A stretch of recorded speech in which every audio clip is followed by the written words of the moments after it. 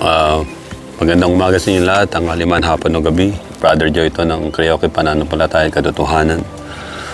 Pagpasensyahan nyo na kung yung ibang mga video ko ay minsan hindi nyo na nakikita. Kasi marami ako nakita sa video ko na copyrighted, it won't show up sa iba. O may particular na bansa o ano, nagtataka nga ako eh. Kaya hindi ko muna ako kakanta ng mga karaoke song kasi nga nakaka-copyright kapag gumamit ako ng accompaniment track na karaoke. At yun nga, maraming ako nakita na ano ko yung mga video copyrighted.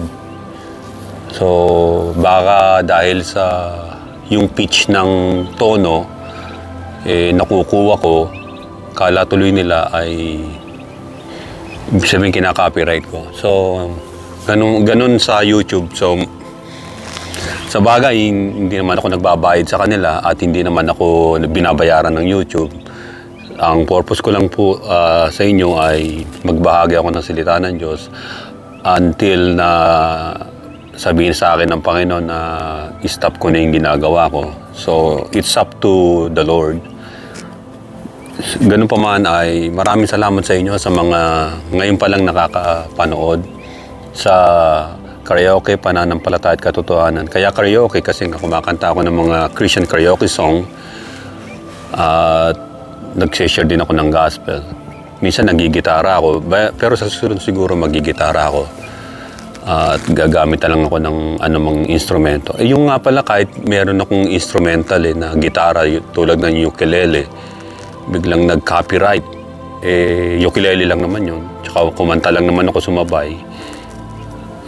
Kasi yung tama kasing pitch ng note, standard ang ginamit ko na tono. So, I don't know. So, ganun pa man ay nakakalungkot pero ganun talaga kahit ano pang gawin ng YouTube o ng anumang mga ibang channel o ang tawag rito, mga social media platform, I will still preach the gospel. Pwede ko pa naman ulit-ulitin yun eh. So, kumbaga sa unlimited sa akin yung pagpapaliwanag sa Word of God. Yeah, dati sa Pilipinas, nung ako ay bata pa noon, ay nagpapahayag rin ako ng gospel doon. At nasabi ko na nung una sa mga video ko na siguro mga 6 months ako nagsalita sa isang radio program doon, yung DCRJ, doon sa parting, doon sa papuntang San Juan ba yun? Basta yung lugar na yun papunta ron. Yan, nakapag-share din ako ng gospel noon. Hanggang sa makarating ako sa Amerika. At balak ko nga pumasok sa mga theological school, pero I'd rather like work. At nag-join ako sa military dito. At hanggang sa tapos na yung ang tawag rito, yung aking terms as a military guy. So ngayon ay pag-share ulit ako sa inyo ng gospel. Makikita nyo na bibihira ako nagsusuot ng mga yung magandang bihis o ano pa man. Kasi unang-una ho, hindi naman ho basihan kasi yan sa katotohanan. Kung ang isang tao mag-ara ang pananamit, tandaan ninyo, subalit ang kanyang puso naman ay napakasama. So kinokobera niya lang ng magagandang pananamit ang kanyang napakasamang puso. So meron namang ibang tao na walang pambili ng damit. Ako naman hindi ko hilig magsuot ng mga magagarang damit. Subalit nais kong sabihin sa inyo na ang aking pagpapahayag na ito ay walang anumang involved na anuman, walang agenda, hindi sa pera, dahil hindi ako gagaya sa iba na nangangaral sa YouTube, sa Facebook o sa TikTok para kumita. Hindi ko ipangangalakal ang salita ng Diyos. Ito, kasi sinabi na ng Panginoon na natanggap nyo ng libre ang kaligtasan, ipangaral ninyo ng libre. So hindi ako tutulad sa ibang mga tao, either Pilipino man yan o anumang nationality niyan, na they're doing this to get money. Ayun lang naman talaga ho yun eh. Ngayon sa akin, wala ho kayong tindihin. Hindi natin pag-uusapan ng pera o anumang, kasi sasabihin ko sa inyo ng tapatan, wala sa Biblia at hindi man lang inutos ng Panginoon sa Kristo ang tinatawag na tithes and offering. Wala ho. Kaya sa susunod, tatalakayin ko yan. Kasi series ang gagawin ko yan dahil ayan ay maduguan sapagkat maraming magrereklamo at magagalit sa aking mga preacher na ginagawa nila sa Biblia ay negosyo. So, darating din tayo ron sa pagkakataon na yun.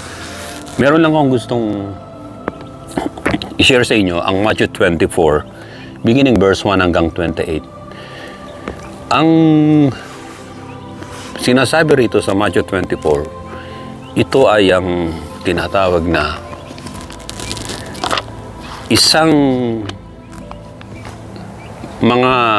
pangyayari na minsan lang magaganap sa mundo at hindi na mauulit sapagkat kung makakatakas ka dito, malalampasan mo to, ikaw ay mapalad.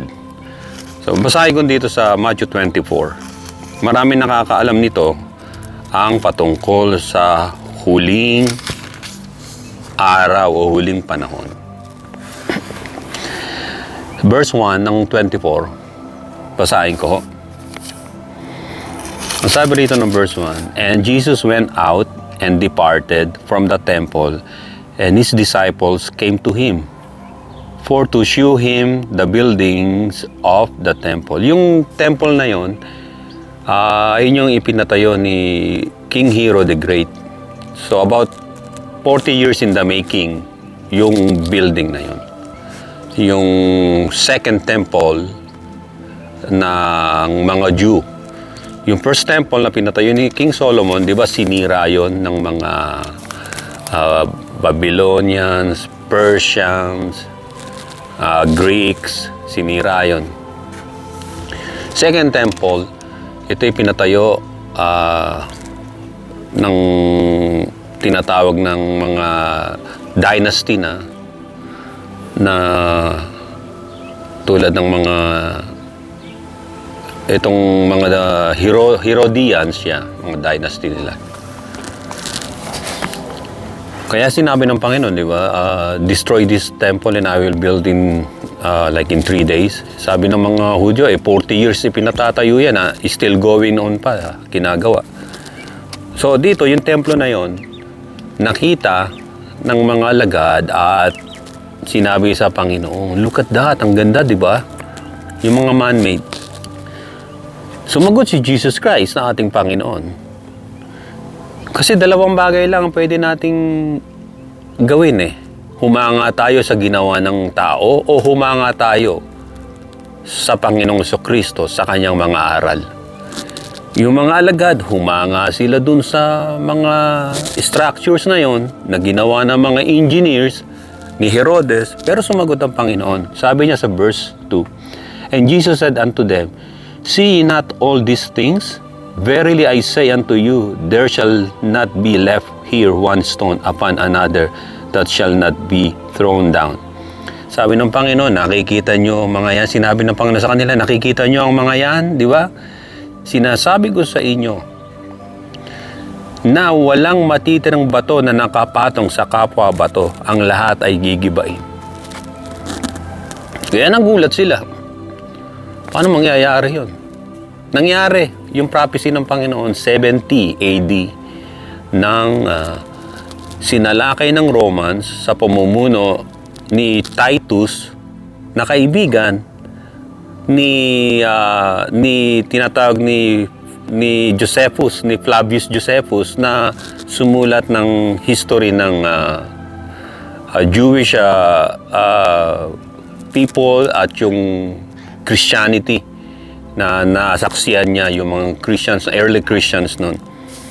So 70 AD, sinalakay, totally collapse. Yung building na yon nawala na. Until now, yung makikita nyo lang wall, yung Wailing Wall sa western part, yung Wailing Wall, dun nananalangin yung mga Jew, payuko-yuko silang gano'n, nagsisilid sila ng mga prayers nila sa mga cracks ng mga bato. So, yun lang ang natira. So, natupad yung sinabi ng Panginoon na magaganap sa Jerusalem. At pinagpatuloy nila yung paglalakad. Sabi ng verse 3, "And as he sat upon the Mount of Olives," tandaan niyo yung Mount of Olives ay ito ang paboritong lugar ng Panginoon na puntahan. At dun din sa Mount of Olives na yon, dun din umakyat ang Panginoong Kristo sa langit. Sa Mount of Olives, nandun ang tinatawag na Garden of Gethsemane. Dun sa lugar din na yun. At according sa mga early Christian tradition, si Mary na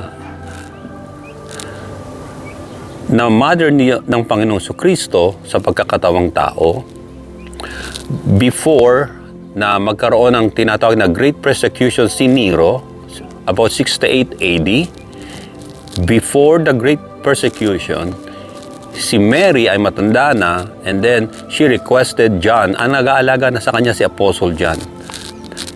Si Apostle John ay meron siyang bahay sa Ephesus, na ngayon ay Asia, dati ay Asia Minor, ngayon ay Turkey na modern Turkey. Doon tumira halos 5 years si Virgin Mary o tinatawag na Mary, the Mother of Jesus, kay John ng 5 years. At nung matanda na siya, ay nagpa-request siyang bumalik sa Jerusalem. She wanted to see Jerusalem, pati yung Mount of Olives. Memorabilia sa kanya kasi doon umakyat ang Panginoon sa Kristo. At yung oras na, yung taon na yon, bago mag 68 AD, doon siya namatay. Si Mary ay inilibing siya ni John at ng ibang mga anak niya kay Jose talaga doon, somewhere doon sa Gethsemane. Tinatawag na Valley of Kidron sa Gethsemane. So, ang suspecha ng marami ay maaring doon mismo sa bato na kung saan nanalangin ng Panginoon Kristo, doon sa malapit sa bato na yon. Natatandaan nyo yung last hours ng Panginoon, doon siya nanalangin, doon siya nag-request na ilibing si Virgin Mary at inilibing nila. Pero nga hindi na makita kasi marami mga bato ron. Dahil nung panahon na yon, 68 AD, after ng tinatawag na pagpatay sa mga Christians at sa mga Jew, doon mga converted Christian na mga Jew doon sa panahon ni Nero, ay nagkaroon ng tinatawag na rebellion sa Israel. Nilabanan nila yung mga Romans, yung insurrection. So bago magkaroon ng insurrection, si Mary ay namatay na at inilibing doon, somewhere in Gethsemane or sa Mount of Olive. At nung panahon na ng tinatawag na about 73 AD hanggang 78 AD, nagkaroon ng tinatawag na Damasada Rebellion. Doon na totally nagapi yung mga rebelding mga Jew. Doon totally na tinawag na diaspora ang mga Jew. Empty ang Israel, ang Jerusalem. Lahat ng mga tao ro minasakir ng mga Romans. Ayun ang lagi nyo tatandaan. Walang natira kahit yung pinag-aagawan ngayong Gaza. Walang natira doon. Minasakir ang mga tao doon. Mga Jew nakatira nung araw doon, mga Hudyo. Ang Palestine na tinatawag ngayon o Israel ngayon ay walang nakatira pati sa West Bank. Yung mga nagpunta mga Arab ngayon yan ay yung mga panahon ng mga Ottoman Empire. Doon nila in-exile yung mga sinasakop nilang lugar sa bawat Eastern Europe at sa Arabia, doon nila tinatapon sa Palestine. At pati yung lugar ng Jordan na yon. Ayun ang kasaysayan talaga noon. So, yung rebellion na yon, na final rebellion, yung Masada, lahat na naka-witness, yung mga Christian noon doon sa Jerusalem, hindi naman nauubos pa ang Christianity noon na meron sa Jerusalem. Iba yung church sa Jerusalem, church doon sa Asia Minor, which is Turkey, at church doon sa Rome, magkakaiba sila. O sa Greece, magkakaiba sila.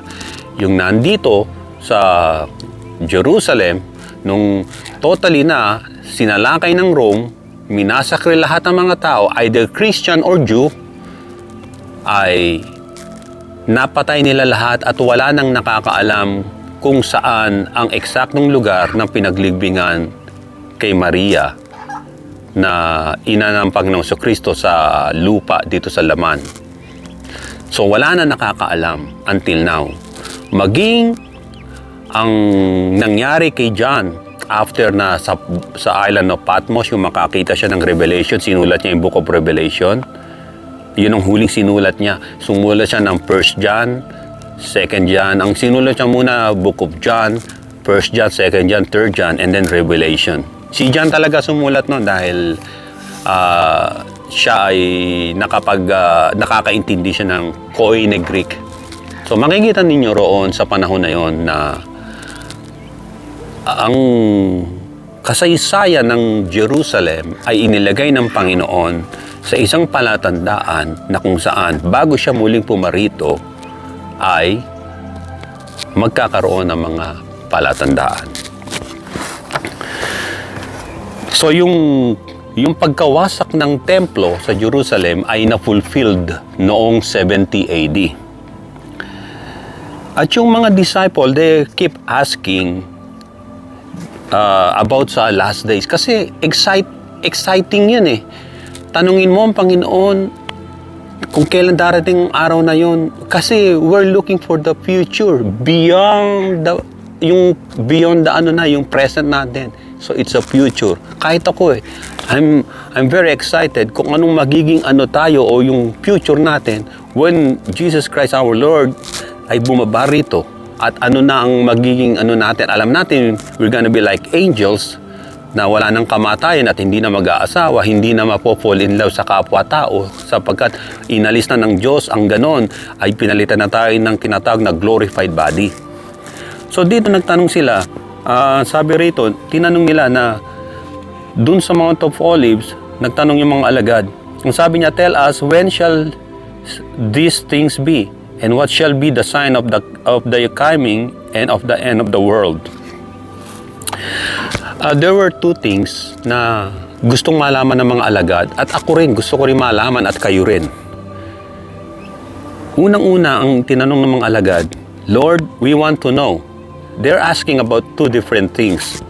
Sign of His coming, the sign of Christ coming, and second, the end of the age. Magkaiba to.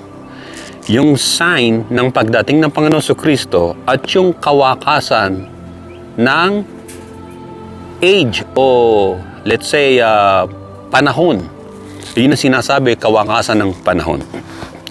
Jesus said, makikita ninyo na kung babasahin ninyo rito sa 24 ay sinabi niya sa verse 4, Jesus answered and said unto them, take heed that no man deceive you.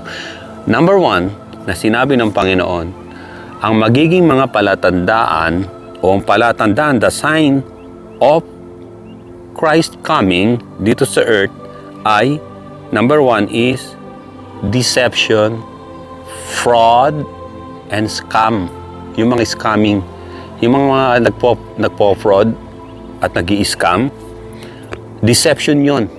Magkakaroon ng tinatawag na deception. Ang sabi, take heed, mag-ingat kayo na no man, walang sino man dapat tao na tao na mandaya sa inyo. Marami ro lalabas na mga mandadaya. Deception.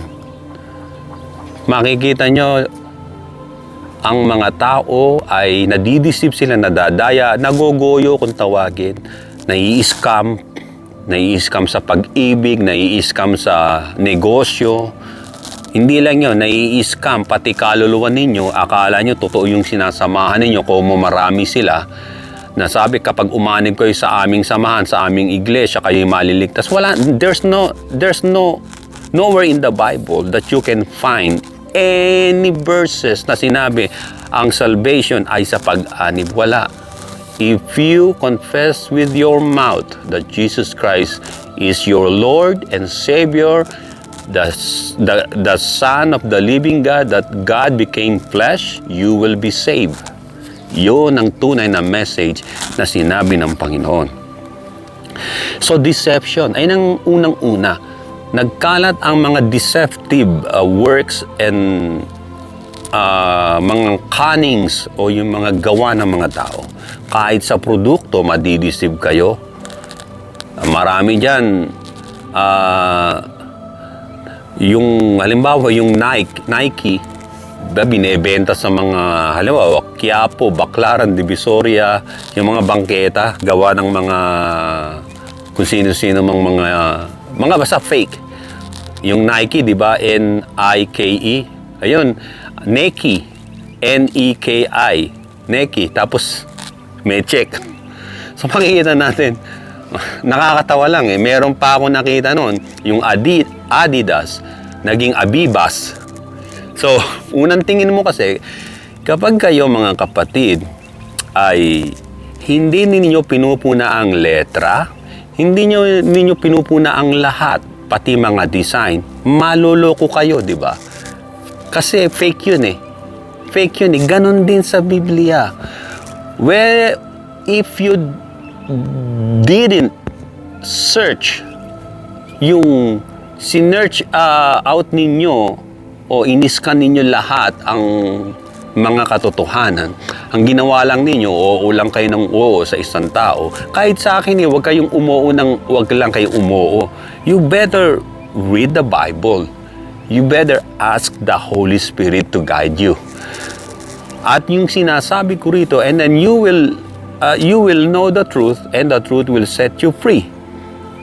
Yun ang mini-message ko sa inyo, na ang itinuturo ng Biblia na tagapagligtas ay si Jesus Christ. Yun din ang itinuturo ko sa inyo, na si Jesus Christ lamang ang tagapagligtas.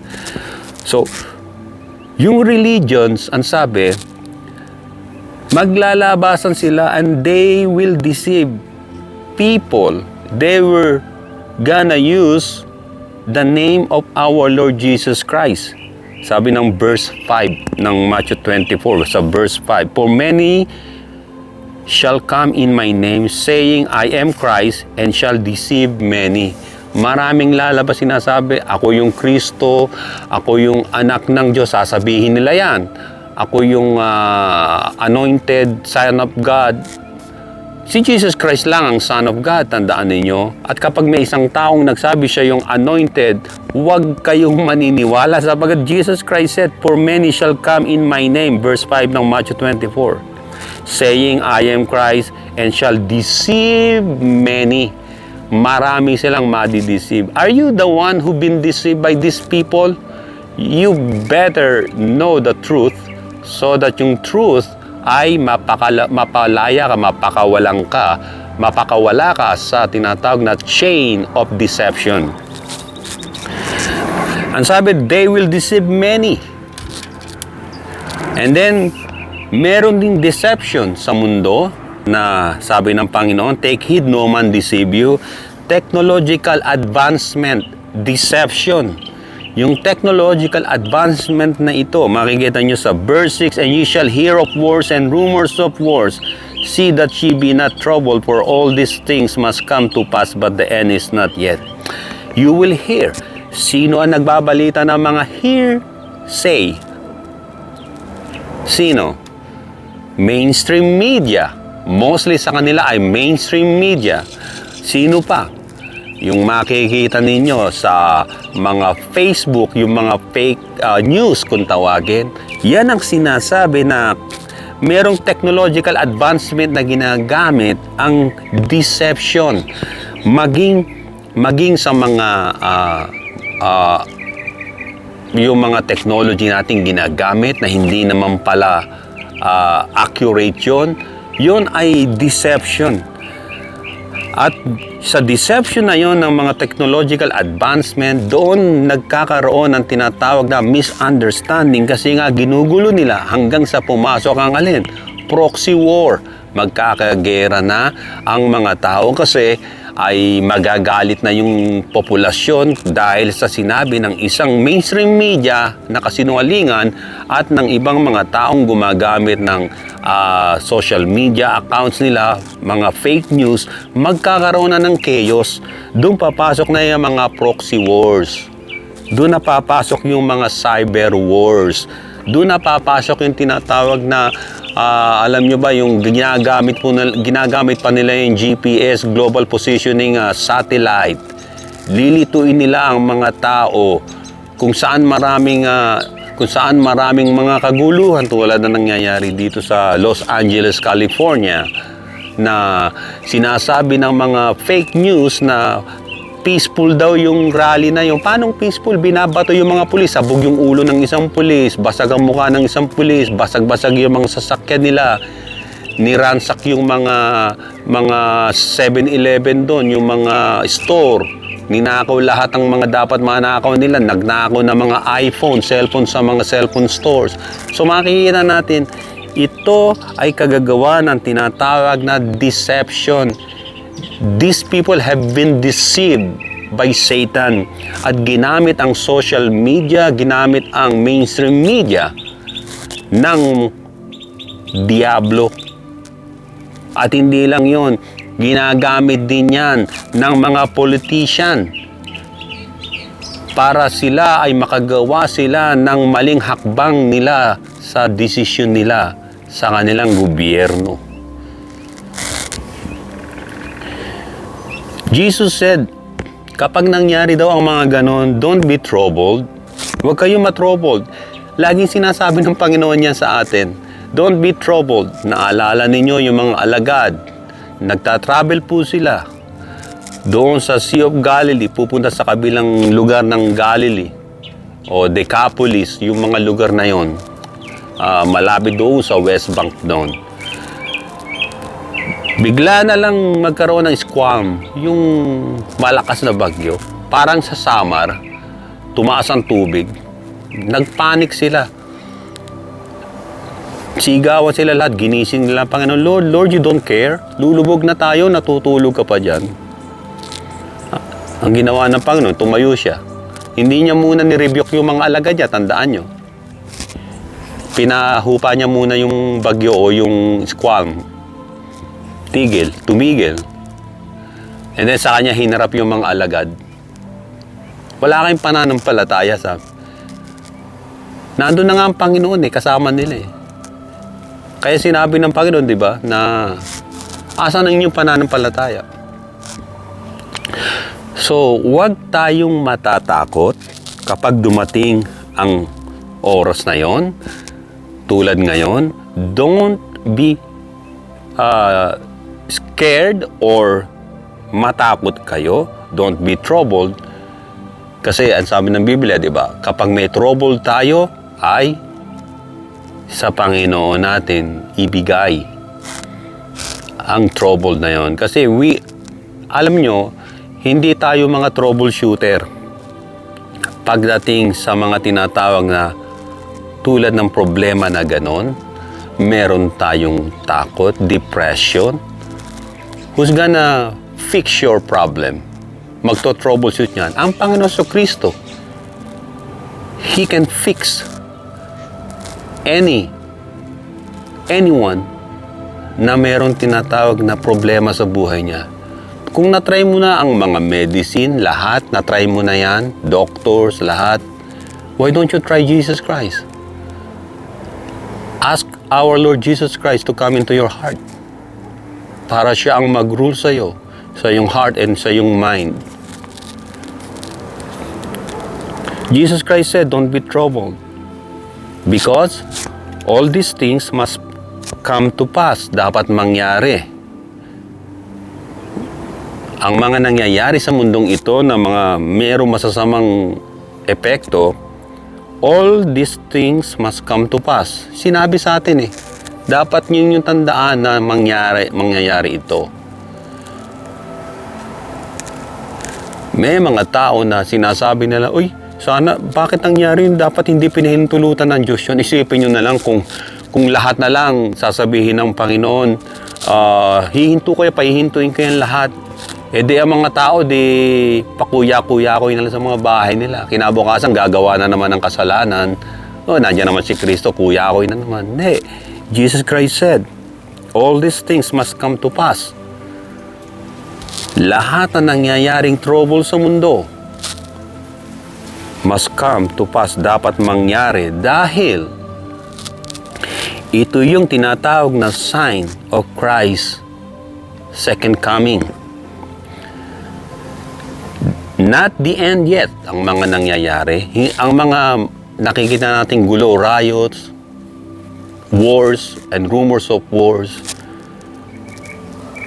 naging nasadden tayo ng mga pangyayari na yan.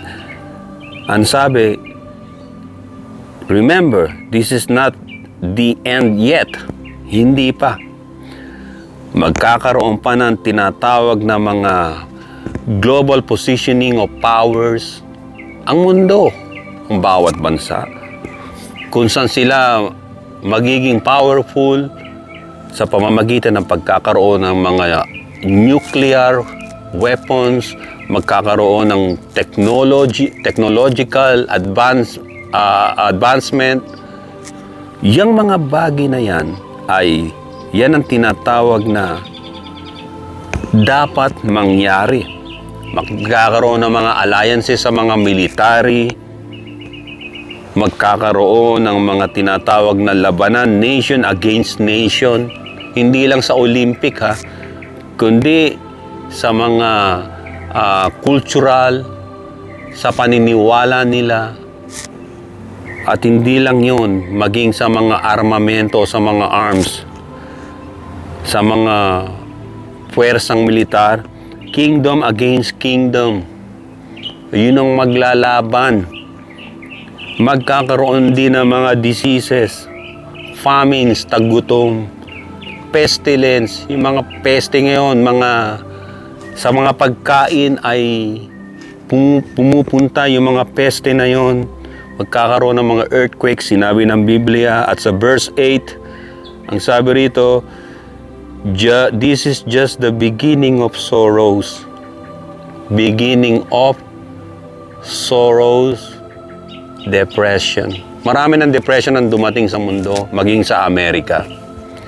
Yung ibang tao, nag-alsabalutan, yung iba nag-drive, pumunta doon sa, alam nyo ba yung tinatawag na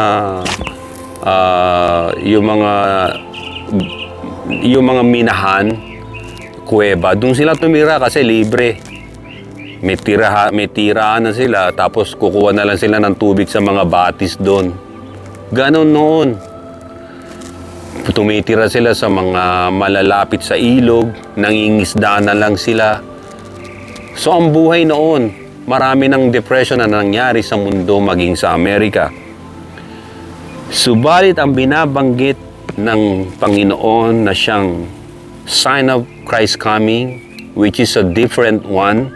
Kasi dalawa ito, sign of Christ's coming and the end of the age, yung dalawang tinanong ng mga alagad at dalawang sagot ang ibinigay ng Panginoon. This is just the beginning of depression, ang sabi. Or sorrows. Ito yung pangalawa na darating ang persecution sa lahat ng mananampalataya ng Panginoon. Isa yan sa mga sign. Persecution of all Christ believers. Sabi ng verse 9 ng Matthew 24, verse 9, then they will deliver you up to the tribulation and kill you. Lahat ng mga mananampalataya ng Panginoon ay makakaranas ng tinatawag na persecution, and then they will deliver them into tribulation. Tulad ng ikinukulong, sa encampment, sa mga jail, and yung iba pinapatay, ina-execute. Ganyan ang ginagawa sa China. Ganyan din ang ginagawa sa Middle East. Kapag nalaman na ikaw ay isang Christian, ikaw ay uhulihin at papatayin ka nila. Ang sabi rito, lahat ng mga nananalig ng tunay sa Panginoon sa Kristo, ang sabi, because of me, ang sabi, you will be hated by all nations because of me. Because we belong to our Lord Jesus Christ. Ay ang pagkakaiba ng ibang religion sa tunay na nananampalataya sa Panginoon, yung mga religion na yon, they don't confess Jesus Christ as their Lord and Savior. They never confess Him as their Lord, God, and Savior. But we believers of Christ, ikinokonfess lagi natin na Siya ang ating Panginoon, ang tagapagligtas at Diyos na nagkatawang tao.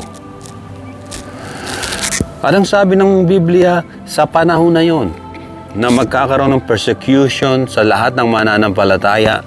Ito yung sinasabi ng Panginoon, aalugin, isisif ng husto ang pananampalataya ng lahat. At ang sabi, dahil doon sa persecution, many will become apostate. Marami ang magbabackslide, apostate. Yung tatalikod sa pananampalataya. Many will become traitors. Many will become haters of Christ and of the Bible and haters of heaven. Because these people were being offended by the teaching of our Lord Jesus Christ. Na-offend sila. Ang sabi ng Biblia sa verse 10, sa Matthew 24 verse 10, they've been offended ng salita ng Diyos. At yung mga na-offend, umaalis sila. At nagiging apostate, nagiging backslider, backbiters, nagiging haters ng pananampalataya natin sa Panginoon.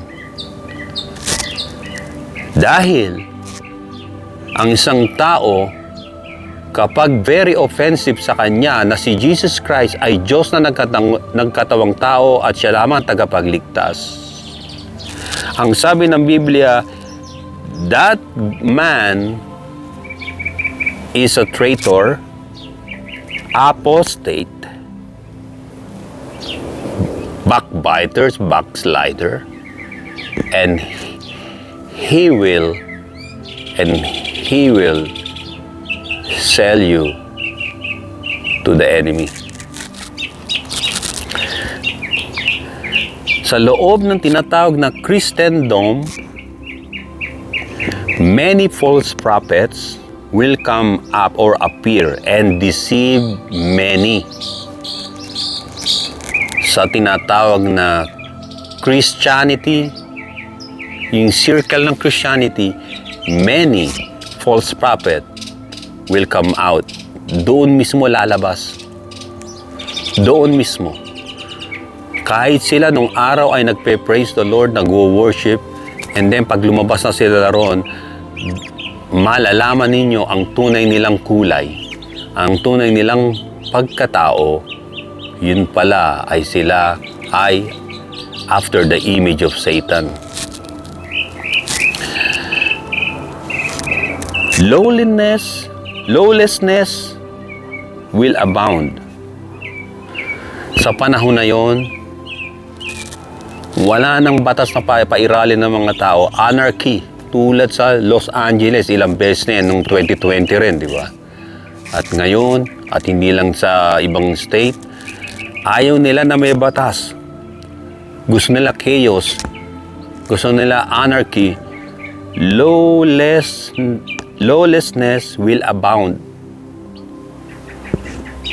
Ganyan din na nangyayari kahit sa Pilipinas. Maraming tao ayaw nila sundin ng konstitusyon. Gusto nila walang impeachment. Ayaw nila maging pa-impeach. Ayaw nila sumunod sa batas. That's lawlessness. Doon nga malalaman sa impeachment kung sino nagsasabi ng totoo, di ba? Mas maganda yan, we people needs the answer. Dapat nilang ipa-impeach kung sino man ang papa-impeach nila, presidente man o vice president. Kasi dun malalaman, hindi naman kagad makukulong eh. Impeach lang naman yun, papatunayan kung totoong may kasalanan. So dapat we should know the truth. Kasi kung hahayaan ninyo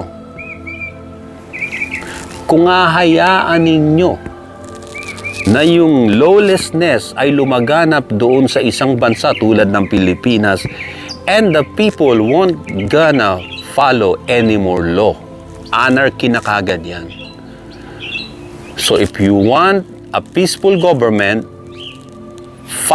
all the leadership must follow the law.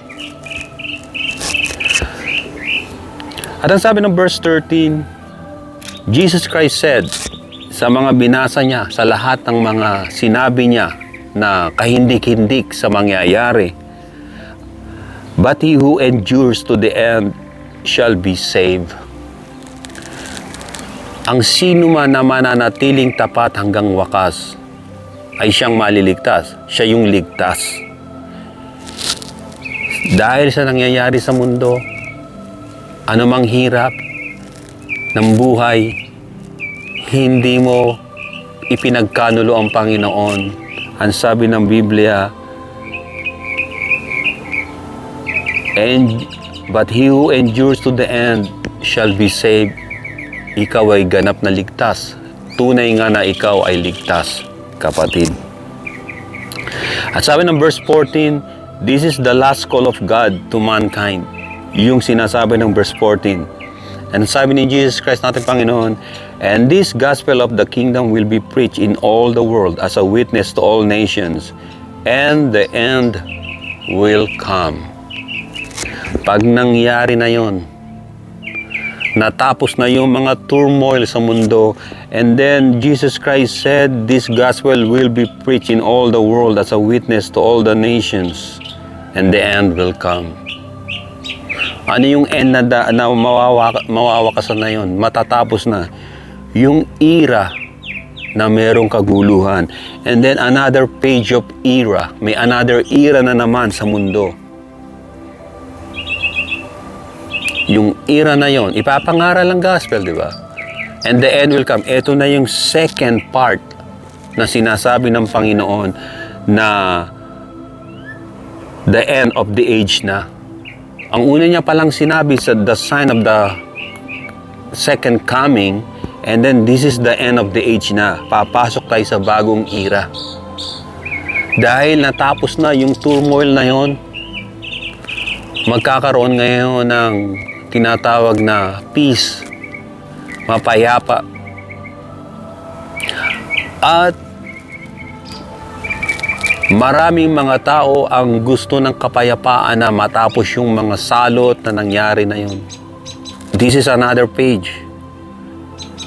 And then ang sabi ng Biblia, people will gonna allow Israel to rebuild their temple for the third time. Yung third temple ay i-build ng Israel. Kaya sabi rito, the rebuilding of the third temple, sino magpapatayo at mag-aalaw sa kanila na i-build ang temple? Sino? Mga Turks. Mga taga-Turkey.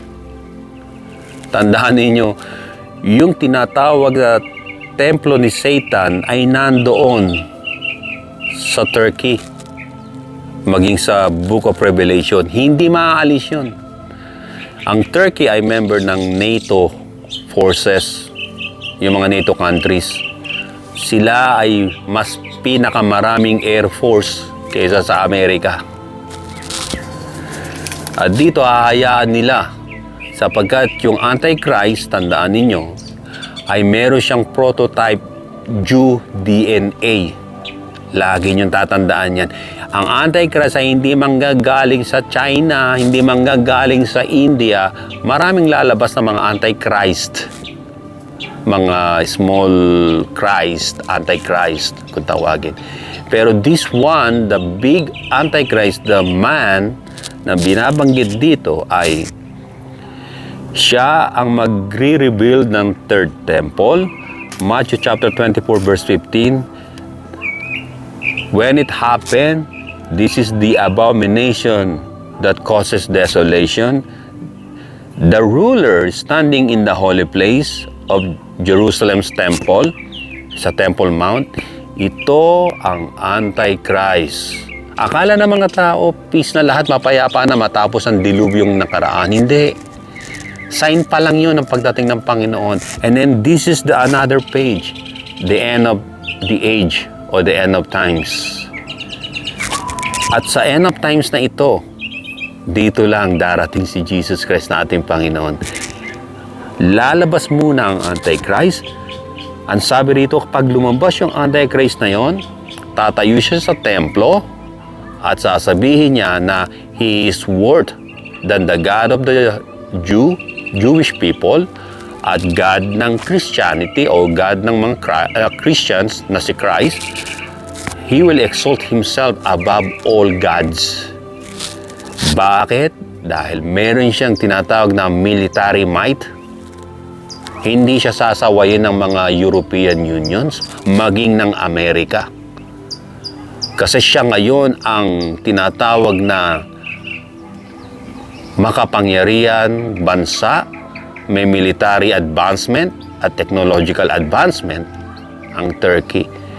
Ang Turkey ay yung Hatian's Empire noon na kinatatakutan ni Abraham.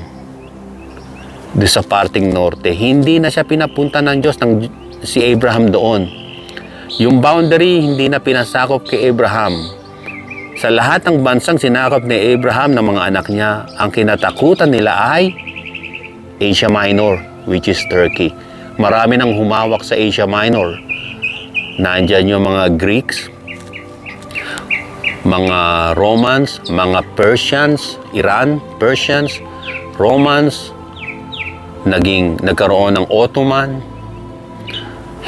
hinawakan din yan ng ibang mga Eastern Europeans, doon sa lagor na yun.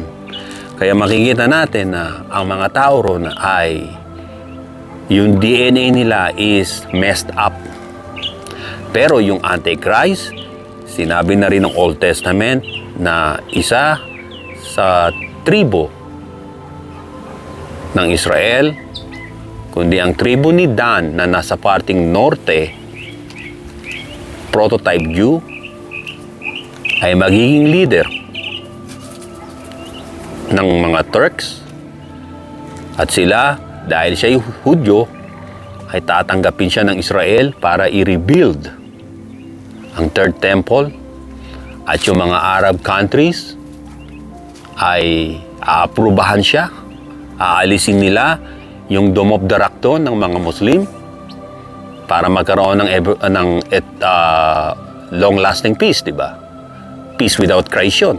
This peace is between Israel, between the Antichrist, and between the Arab countries. So magkakaroon nga. Anong gagawin ngayon ng Israel? In exchange para magkaroon ng peace, isusuko ng Israel ang kanilang nuclear. Dahil papayag na sila.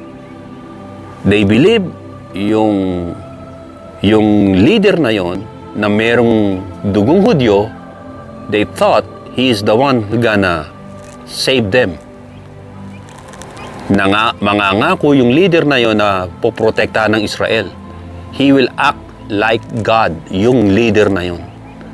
So ang gagawin ngayon ng Israel, iso-surrender nila military nila, mga equipment nila, lahat under the rulership and leadership ng Antichrist na hindi nila alam na Antichrist pala. Nung tumayo na sa templo at ipinroklama at dinesecrate niya ang Jewish religion at sinabi niya na siya ang Diyos, doon na magtatakbuhan ang mga Israelites o Israelis sa mga bundok. Mostly doon sila pupunta sa desert ng Jordan na siyang Petra. May mga crevices doon ng mga kuweba na makapagtatago sila ron nung panahon ng Roman Empire din. Kaya dito sabi rito, when they saw the ruler standing in the holy place, doon sa Holy of Holies, Jesus Christ said, the people or the Jews must flee to the mountains. Matthew 24 verse 21. This is now the great tribulation for Israel. For Israel, God's chosen nation. But God said in the Bible, sa Matthew 24 verse 22, Jesus said, the day will be shortened. Paiiksiin lang kasi kung pahabain pa ang pagrurule ng Antichrist, walang maliligtas na laman o tao sa Israel. It will be shortened by God. Matthew 24 verse 28, for wherever the carcass is there the eagles will be gathered together. Etong Matthew 24:28, maraming mga Christian and preacher, nilalampasan lang to. Baliwala to. Babasahin ko ha. Matthew 24:28, babasahin ko, 22 sa King James Version. For wheresoever the carcass or carcase is, there will the eagles be gathered together. Ito ha. Kung saan nandun ang bangkay, carcass bangkay, ay naroroon ng mga agila, naggagader, umiikot sila. Meron nagtanong sa akin yan. Alam nila na Christian ako. Sa Pilipinas pa, bata pa ako na. Halika rito, sabi na. Ganun pa sila. Nagiinuman sa lamesa. Kasama yung isang asawa ng tiyahin ko. Di ba, ano sabi rito? Ginagamit nilang Bible kahit lasing. Matthew 24:28. Sabi ko, kahit sabihin ko yan, lakas ang loob ko Teenager na ako, syempre, medyo iba yung built ko nung araw sa pag-teenager ka. Syempre, hindi naman, medyo malaki-laki yung katawan ko noon. Magkamali ka ng konting sa akin, sasapokin kita. Parang ganun. Pero Christian na ako nung kaso nga lang, yung pagiging Christian ko noon ay hindi pa talaga ganun kalalim. Kasi bago pa lang ako noon nakakilala ko sa Panginoon, 16 years old 16 pa lang. Ngayon, 16 years old ako noon, nagtanong siya. Mga taga Laguna yun lasing na Ano sinasabi rito, di ba? Nagtatalo kasi sila na walang ibig sabihin niya, ano lang yan, natural na Sabi ko, kung kahit ipaliwanag ko yan sa inyo, hindi nyo maintindihan dahil mga lasing kayo. At sabi ng Biblia, huwag mo ibibigay ang perlas sa mga baboy. Na-offend sila sa akin. Nanahimik sila. Kasi, ayun ang nabasa ko Bakit mo papatulan, bakit mo sasabihan ng salita ng Diyos ang mga taong naglalasing at mga lasing at pagtatalunan nila ang Biblia? Hindi ako sumagot. Sabi ko, hindi ko pwedeng itapon ang salita ng Diyos sa mga baboy. Yung sabay labas ko. Siguro sabi nila, suplado naman Hindi, sinasabi ko totoo kasi I can say whatever I want. Kasi nga, ganun ako bakit ko bibigay sa iyo explanation ng Bible lasing kapag hindi ka lasing? Sasabihin ko sa iyo. So dito, nakikita natin dito, isa sa na-overstep ng mga preacher ito at ng ibang Christian, ang Matthew 24:28, for wherever the carcass is, there the eagles will be gathered together. This is the major key. Tandaan nyo, this is the major key sa darating na last events o days. Bakit ko nasabi yan? Yung sinabi ng Panginoon kung saan naroon ng mga bangkay o karkas, nandun ang mga agila. This word na sinabi ng Panginoon, it has been in the Bible for so many years or thousands of years. Prophecy yan Sinabi ng Panginoon, makikita niyo sa Job 39 verse 30. Babasahin ko na lang sa inyo yung mga verses. Job 39 verse 30, Ezekiel 39 verse 17, at Habakkuk 1 verse 8. Sa New Testament, sa Luke chapter 17 verse 37, mababasa nyo. Nandun din yun. Ano ito? Yung binabanggit na eagle na umiikot-ikot sa mga bangkay, ay ano yun? kapag nag-gather na ang mga eagle sa isang specific place, Golan Heights, sa Bashan. Yun ang sinasabi ng Bible sa Old Testament.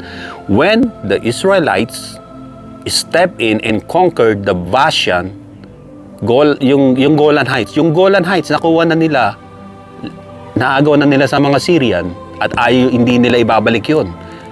Kasi yun mismo ang key na end times na siyang susi para ang Messiah ay dumating. Yung Bashan o yung Golan Heights ay importante yan sa Old Testament. Tandaan ninyo sa Golan Heights, diyan bumabarin yung mga fallen angels. Gusto nilang sakupin yun. Nagsinungaling sila sa mga leader ng king ng Israel noon. Doon nagbababaan. Ang Golan Heights, ang parang tower. Nakikita nila ang mga kalaban kung saan padating. Ito ang main component para yung Valley of Jehoshaphat, yung Armageddon, ay magkaroon ng formation ang Israel at hindi sila masakop. So yung sinasabi na kapag umikot yung agila, may mga bangkay doon, ibig sabihin, natalo ng Israel yung mga nandun sa tinatawag na Golan Heights at umiikot yung mga agila, which is yung mga fighter jets nila, modern time. Nakubkob na nila yung Golan Heights. This is the countdown na the end of the age naman is here. Kaya sabi rito,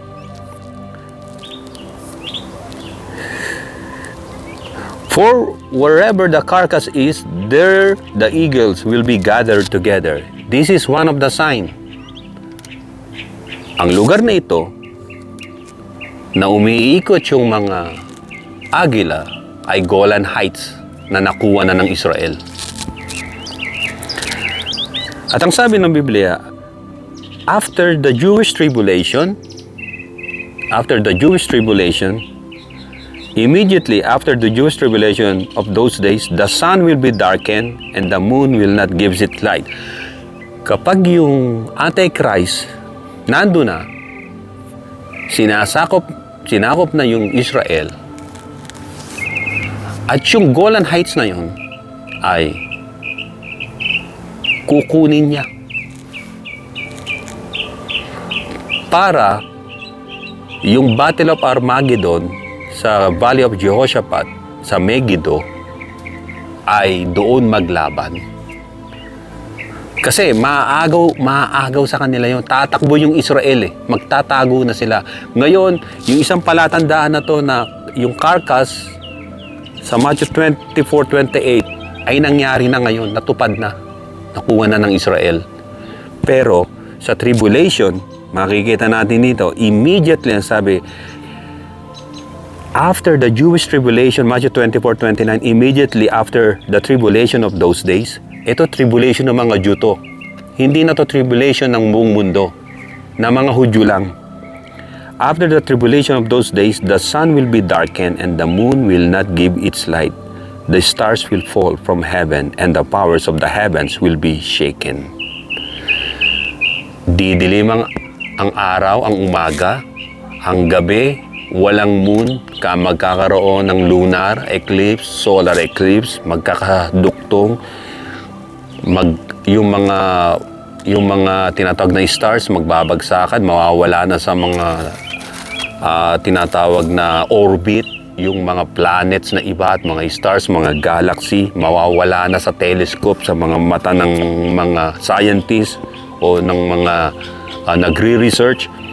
At ang sabi rito, the stars will fall from heaven and the powers of the heavens will be shaken. Magkakaroon ng tinatawag na yung mga galactic tinatawag na turbulence or events ay mababago ang bawat ano ng mga planets at ng mga ibang Milky Way ng galaxies. And then ang sabi rito, pag nangyari na yon, the stars will fall from heaven and the powers of the heavens will be shaken. Chapter 24 verse 30 ng Matthew, then the sign of the Son of Man will appear in heaven.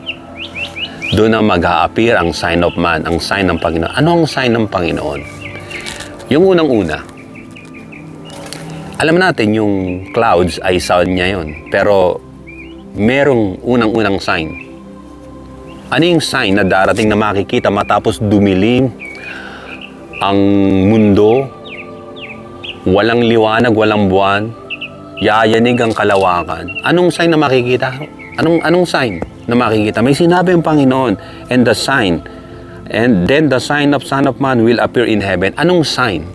Bibigyan ko kayo ng konting pag-iisipan nyo. Anong sign? Hindi cross. Maalala nyo, didilim ang magkakaroon ng total eclipse ang mundo. At habang madilim, magyayanig. Anong sign na makikita ho ng tao? The same star na bago isilang ang Panginoon sa Kristo.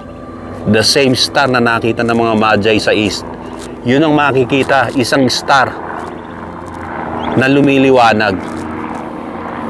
At habang lumiliwanag yung star na yon, tumatama yung liwanag, anong mangyayari ho?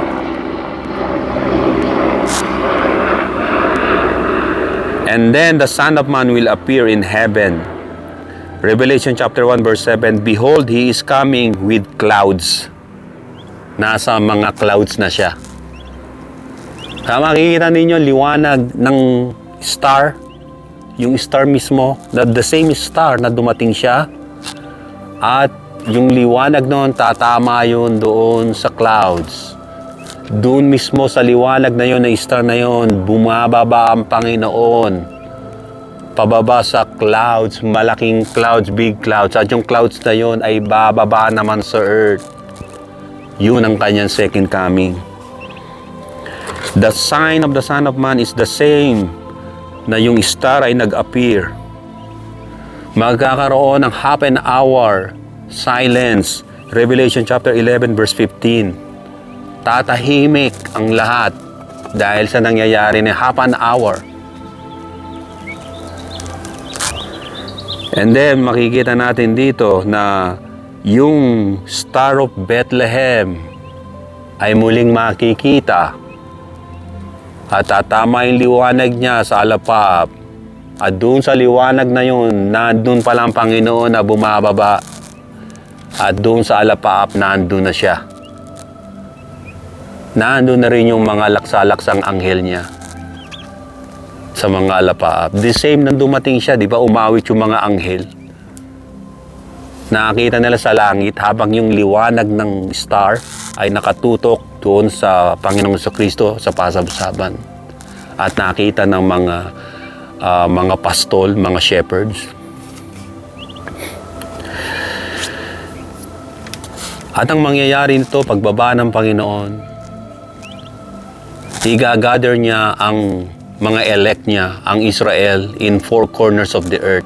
At ibabalik niya doon sa Jerusalem. At ang Panginoong Kristo ang maghahari sa buong mundo sa loob ng 2,000 taon. Pag-aarian niya ang mundo. Ang mga mananampalatayang namatay sa Kanya ay muling nabuhay at sila ay kasakasama ng Panginoon. At yung mga binago ang katawan, kasakasama ng Panginoon tulad ng mga anghel sa langit. Parot parito sa langit. Wala ng kamatayan. At yung mga Israel, sila'y muling dadami, yung maliligtas sa tribulation, igagather ng Panginoon, at sila'y muling dadami. At marami mga tao sa ibang bansa ang lalapit sa Israel, magkakaroon ng mga big highway, karsada. Dire-diretsong karsada. At yung topography ng mundo ay hindi na tulad ngayon. Hindi tulad ngayon. Ang mga continent ay magdidikit muli. Magdidikit. According sa Bible, there is only one landmass. At ang sentro ng paghahari ng Panginoon sa Kristo ay ang Jerusalem. At doon mag-overflow ang tubig na siyang magbibigay ng muli ng buhay sa kalikasan sa loob ng 2,000 years. At sa loob ng 2,000 years, magkakaroon ng short final rebellion si Satan kasama niya mga fallen angels at tutupukin na sila ng Panginoon forever. Dadalhin ang mga taong maloloko, yung mga tinatawag na yung mga hindi Hudyo. Sila ay lalaban sa Panginoon, subalit sa isang word lang ng Panginoon, huhulihin sila ng mga angels ng Panginoon at itatapon na sa lake of fire forever and ever. Kasama si Satan sa itatapon sa lawang apoy. Matapos ang 2,000 taon na yon, sa loob ng 2,000 taon, wala nang tukso, walang masasamang tao sapagkat itinali na o ikinadena ng Panginoon sa pamamagitan ng isang anghel si Satanas at tinapon sa walang hanggan lalim na kadiliman. At muli siyang pakakawalan to deceive many. Pero short-lived lang yun. It's just like an hour or more. Subalit hindi aabuti ng ilang araw. Magre-rebelde at marami siyang madideceive na hindi na mga Hudyo. Ito na yung tinatawag na Gog and Magog, mga foreigners.